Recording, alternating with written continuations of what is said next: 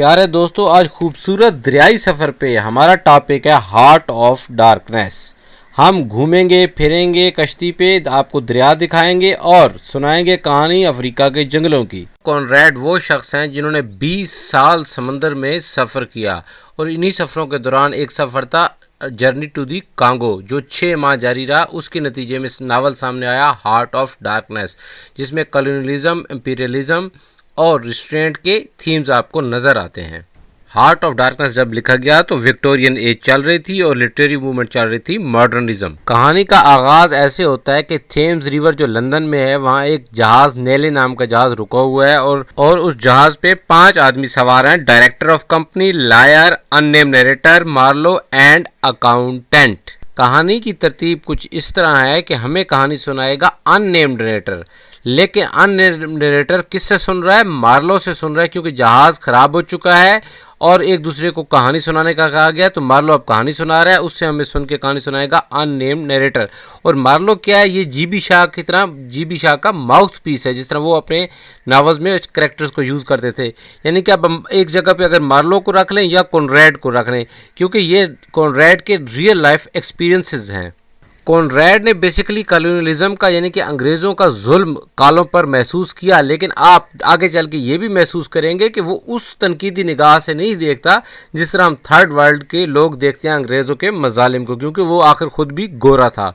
कहानी का आगाज़ होता है कि थेम्स रिवर नेले नामी जहाज़ पे मार्लो बाकी लोगों को कहानी सुना रहा है। जिस तरह बरतानवी साम्राज्य ने कब्जा किया था हिंदुस्तान पे, इसी तरह उन्होंने अफ्रीका पे भी बड़ी बुरी निगाहें रखी हुई थी। अब गोरों का कब्जा था अफ्रीका पे और वहाँ एक बेल्जियन आइवरी ट्रेडिंग कंपनी काम करती थी, जो हाथी के दांत वहाँ से हासिल करके बाकी दुनिया में बेचती थी। मार्लो की जॉब अपनी आंटी की मदद से उस कंपनी में लग गई। मार्लो अफ्रीका पहुँचता है अपनी कंपनी के दफ्तर में और वहाँ उसकी कंपनी के 3 स्टेशन हैं।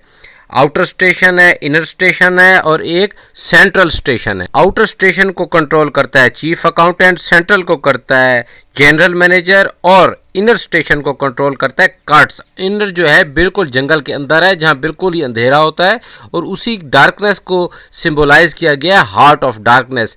लेकिन बेसिकली यहाँ अंग्रेज़ों के काले दिल दिखाए गए। मार्लो ने देखा कि फ्रेंच नेवी का जो शिप है वो फायरिंग करता है नेटिव्स पे। उसने ये भी देखा कि नेटिव्स पे किस तरह अंग्रेज़ जुल्म करते हैं, उन्हें जानवरों की तरह रखते हैं, उनकी गर्दनों में तोक और जंजीरें पाँव में डाल के रखते हैं और तमाम लोगों को एक ही जंजीर से 10-12 लोगों को जोड़ के रखते हैं। अब मार्लो वहाँ आउटर स्टेशन पे पहुंच गया। वहां उसकी मुलाकात होती है चीफ अकाउंटेंट से आउटर स्टेशन पे कंपनी के। वहां चीफ अकाउंटेंट मार्लो को बताता है कर्ट्स नामी कैरेक्टर के, जो इनर स्टेशन में कंपनी की हाथी के दांत इकट्ठे करता है, बिल्कुल जंगल के दिल में, दरमियान में।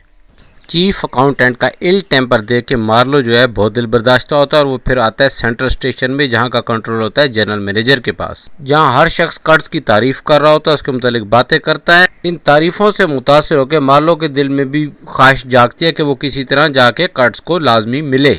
यहाँ मार्लो ब्रिक मेकर और जनरल मैनेजर को आपस में कर्ट्स के खिलाफ बातें करते देखता है। वो कहते हैं, वो आपस में डिस्कस कर रहे होते हैं कि कर्ट्स 10 आदमी जितनी आइवरी इकट्ठी करता है, अगर वो इसी तरह काम करता रहा तो कंपनी को हमारी ज़रूरत नहीं रहेगी और कंपनी हमें निकाल देगी, तो क्यों ना हम कर्ट्स का बंदोबस्त करें। ये बातें मार्लो के दिल में कर्ट्स से मिलने की ख्वाहिश को मजीद बढ़ावा देती हैं। कुछ देर बाद शिप सेंट्रल स्टेशन पे तो आ चुका है। अब सेंट्रल स्टेशन से शिप तैयार होता है और मार्लो अपने बाकी साथियों और जनरल मैनेजर के साथ कार्ट्स को लेने के लिए जंगल की तरफ रवाना होते हैं। और क्योंकि कार्ट्स बीमार हो चुका है, इनको इस सफ़र में पूरे 2 माह बीत जाते हैं और मेन स्टेशन यानी कि जो इनर स्टेशन होता है उससे 8 मील पहले इन पे नेटिव्स अटैक करते हैं। नेटिव्स इसलिए अटैक करते हैं कि वो नहीं चाहते कि बाहर के लोग उनकी टेरिटरी पे, उनकी ज़मीन पे आएँ, और वो अटैक के ज़रिए इस तरह करते हैं कि धुआं छोड़ते हैं और ड्रम बजाते हैं। इस हमले में नेटिव्स जो हैं शिप पे, नैली नामी शिप पे भाले भी फेंकते हैं और एक भाला जो है हेल्समैन नामी एक साथी होता है मार्लो का, उसको आग लगता है और वो मर जाता है। जैसे तैसे करके ये किनारे पहुंचते हैं जंगल के और रशियन ट्रेडर एक फुल रंगीन ड्रेस में आके मिलता है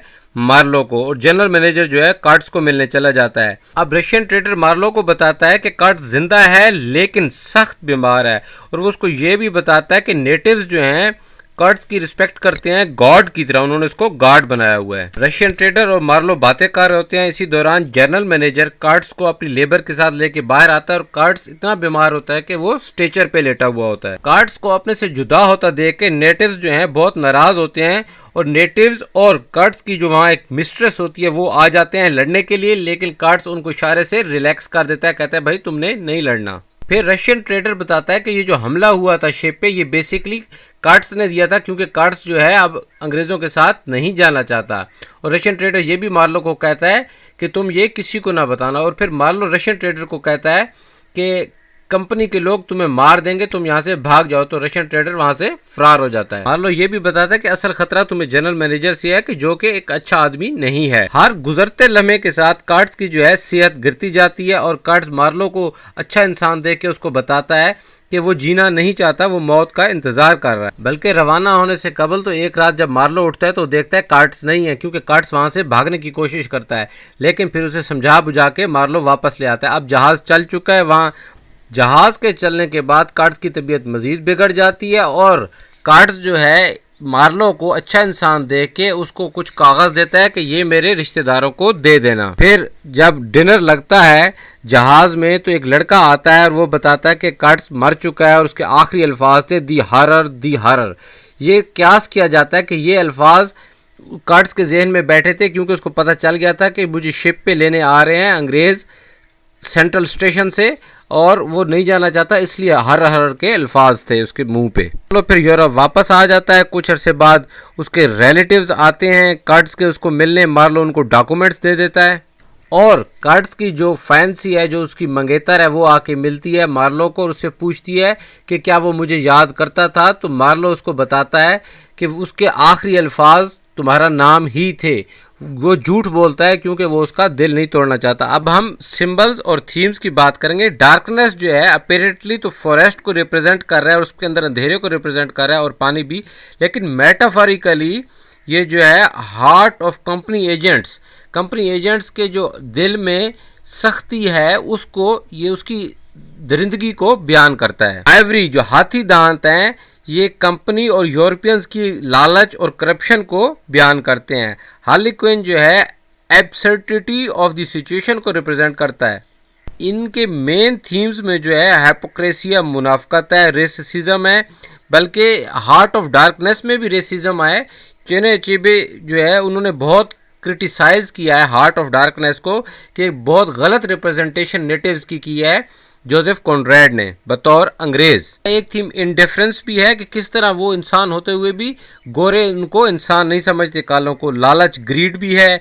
इंपीरियलिज्म और कॉलोनियलिज्म तो आप देखते हैं कि उनके जो है असासों पे, उनके ख़जानों पे, उनकी जायदादों पे कब्जा कर लेते हैं अंग्रेज़।